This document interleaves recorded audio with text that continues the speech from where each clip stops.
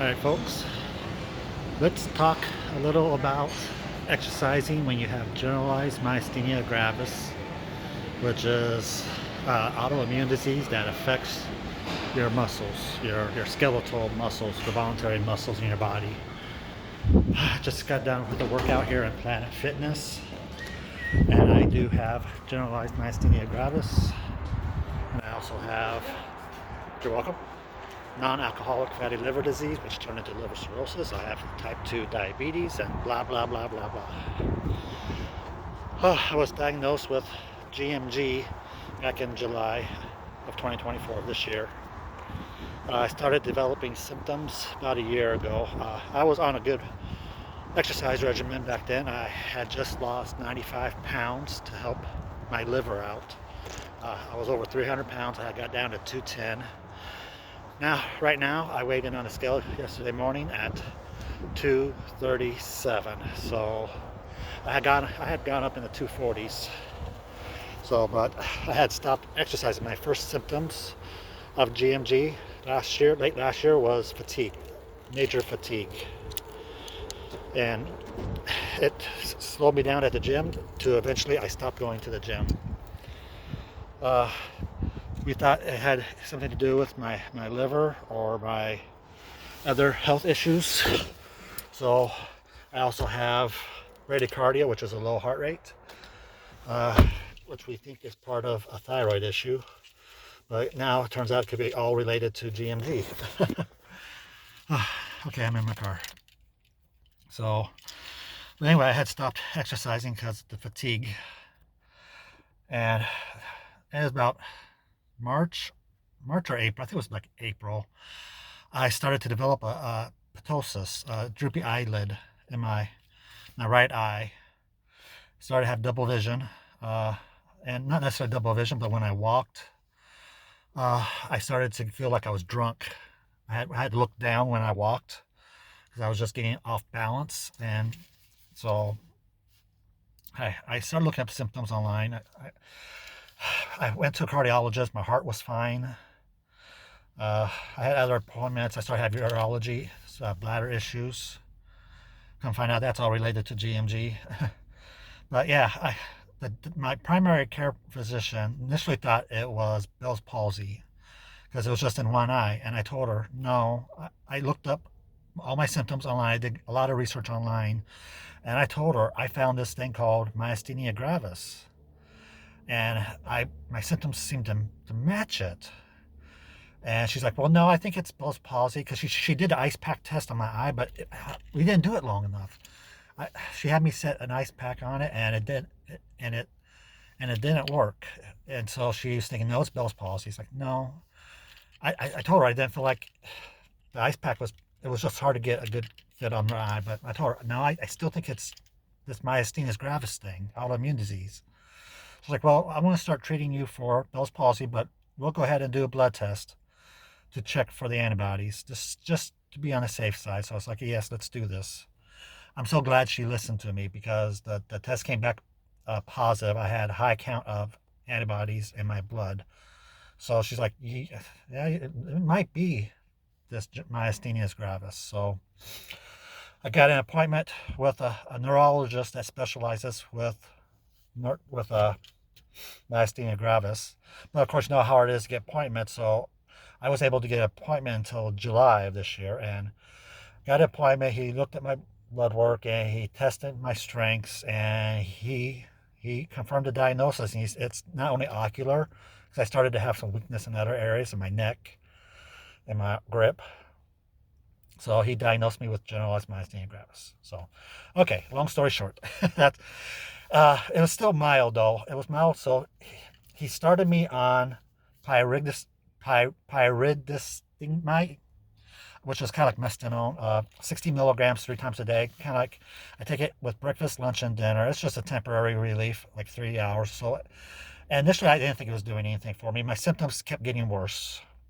He didn't want to take me on a steroid because of my liver cirrhosis, because steroids will cause your blood sugar, your A1C, to go up, which can cause you to gain weight, which is not, all that's not good for the liver.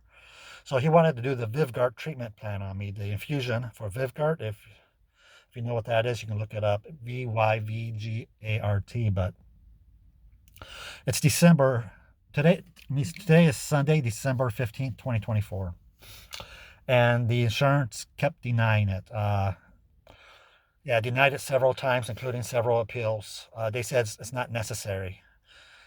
I don't know why it's not necessary. We told them what's going on. Told them that we didn't want. I couldn't be on a steroid because of my liver, but they don't care. The insurance company does not care. So 2 months ago, back in October, we went ahead and put me on a low dose steroid, prednisone. We started off at 5 milligrams. My symptoms exploded. So I stayed on 5 milligrams for a while.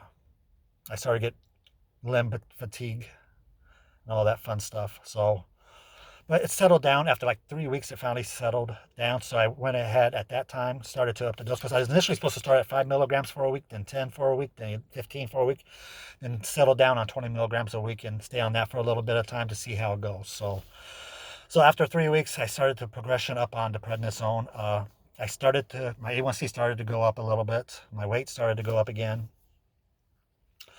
But we finally got to 20 milligrams. I've been on 20 milligrams for a month now, and my symptoms have gotten worse, except for my eyes. My ptosis in my eyes has gotten better. They're a little droopy today, but it got to a point where my left eye was almost closed at some points. So, but I've been on it for a month now, and I increased. I'm on Mounjaro for my diabetes weekly shot. I also try to lose some weight, but mainly for my diabetes control. So my primary care physician upped that to help counteract the prednisone. So I'm on 7.5 of Mounjaro, the weekly shot. So, but anyway, exercise. I see my neurologist tomorrow for my 6 month follow up with him, and I know he's going to want to go up on steroid. He did state back in the summer that he does want me to have my my uh, the thymus removed. The thymus removed. We did do scans of it. There was no thymomas. There's no tumors in the area. I don't know if it was enlarged or not. He didn't say, but he said there's no tumors. There's no urgency to it based off the scans. But he does, for better prognosis in the future, he wants me to have it removed. But he said we will talk about it again in December when I see him. So we'll talk about that also in December tomorrow when I see him to see if we should go ahead and schedule that to have that removed. I'm a little worried about having that removed. That's a medical procedure. So, but sorry, I'm recording this to talk about exercise. So here we go. Uh, I haven't really gone to the gym all year. I started for the first time because I needed to do something. I needed to stop this weight gain.